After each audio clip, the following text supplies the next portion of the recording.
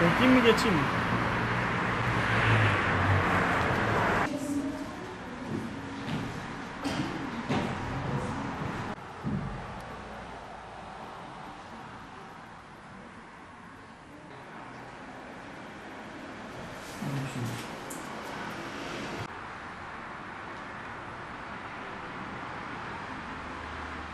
Bu zor hava şartlarında, zor şartlarda hayatta tutunma mücadelesi veren oradaki din kardeşlerimize, dindaşlarımıza, kardeşlerimize Cenab-ı Hak'tan kolaylıklar ve sabır temenni ediyorum. Yaklaşık bir sene önce Sayın Cumhurbaşkanımız tarafından başlatılan Biriket Ev kampanyası, Türkiye'deki bütün kurumlar tarafından olduğu gibi Diyanet İşleri Başkanlığımız Diyanet Vakfı üzerinden de buna sahip çıktı ve sahip çıkmaya devam ediyor.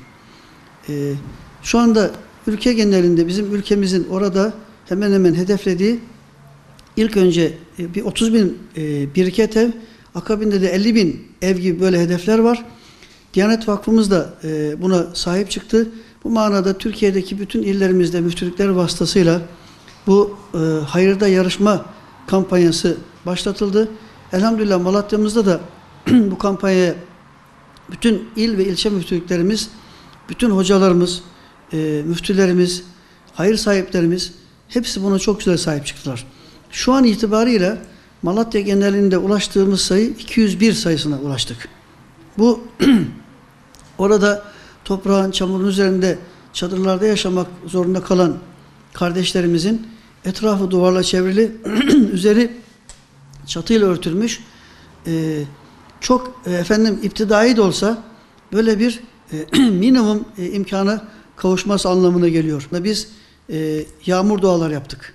Fakat ben şuna da şahit oldum ki orada bizzat kendim gittiğim, gördüğüm ziyaretlerimde oradaki insanlar kar yağmasın, yağmur yağmasın diye dua ediyorlar. Normalde bir insanın yapabileceği dua değildir bu. Neden? Çünkü böyle bir zor hava şartında hayatta tutunmaları çok daha zorlaşıyor. Onun için böyle dua ediyorlar.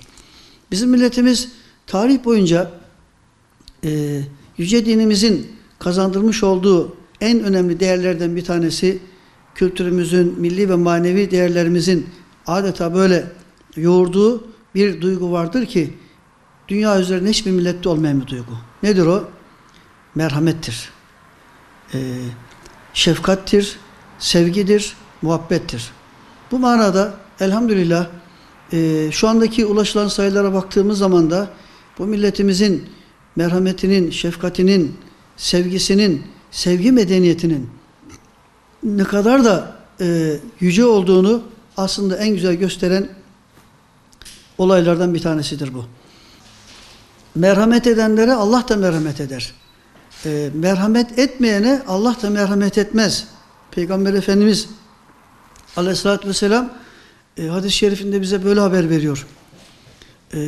Kur'an-ı Kerim'deki bu manada birçok ayetlere baktığımız zaman da Peygamberimize hitaben senin etrafındaki muhtaç olanları, şefkate, sevgiye, merhamete muhtaç olanları, ilgiye muhtaç olanları sakın onları etrafından uzaklaştırma.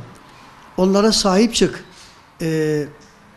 Çünkü senin onlara sahip çıkman Allah'ın rızasını kazanmada önemli bir yoldur, önemli bir göstergedir diye bu manada Kur'an-ı Kerim'de ayetler var.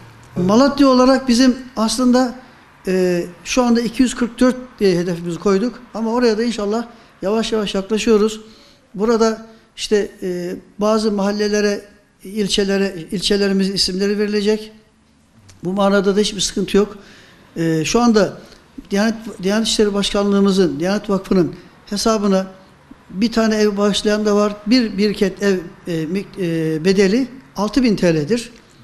6.000 TL'nin efendim yarısını, tamamını, hatta geçenlerde bir kardeşimiz İstanbul'dan 10 tane biriket evi bizim hesabımıza göndermek suretiyle geçen hafta böyle bir iyilikte bulundu. Böyle bir ihsar yaptı.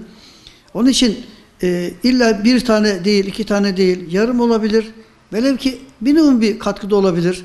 Hatta SMS atmak suretiyle, kısa mesaj atmak suretiyle 10 liralık bağışlar yapılabiliyor. Önemli olan burada biz İsar duygumuzu öne çıkartmak. Yani kendimizi onların yanına koymak suretiyle nefsimiz için istediğimiz, sevdiğimiz şeyleri onlar için de harcayabilme sehavetini, cömertliğini göstermek çok çok önemli. Mübarek 3 ayların içindeyiz. Mübarek 3 aylar bizim dinimizin bize emrettiği şekilde şefkatin, merhametin zirve yapması gereken bir mevsimden geçiyoruz. Onun için insana en güzel şefkat, merhamet duygusunu kazandıran ibadetlerden bir tanesi de yardımlaşmadır. İnfaktır, sadakadır, zekattır. Onun için bizim Allah katındaki değerimiz de buna göre ya artacaktır ya da eksilecektir. Cenab-ı Hak bizim milletimize bahşettiği bu dayanışma, yardımlaşma duygusunu hiçbir zaman almasın.